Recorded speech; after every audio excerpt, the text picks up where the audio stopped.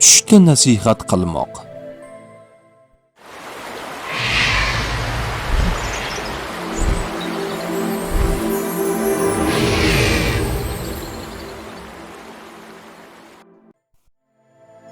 Ibn Sirinning ta'kidlashicha, tushida oxirat obodligi uchun foyda yetadigan nasihatlarni bir solih odamga aytilayotganini ko'rsa, demak o'sha odam dini va dunyosini obod qiladigan bir bashorat eshitishiga ishora bo'ladi.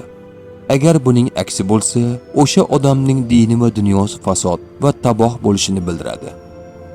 Jobir Mag'ribiyning ta'kidlashicha, dinini yaxshilash uchun biror kishiga qilingan nasihat yaxshi bo'ladi. Tushda nasihat qiluvchi Allohga yaqin bo'lgan farishta bo'lib, bu farishta tush egasiga unga yetishish mumkin bo'lgan yaxshiliklardan bashorat beradi.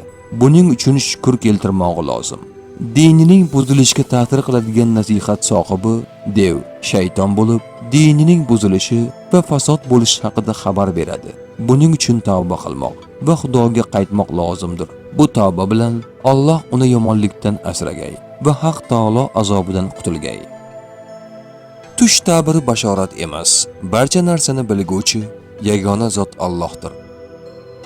Ko'rgan tushlaringiz ta'birini bilmoqchimisiz? Unda kanalimizga obuna bo'ling.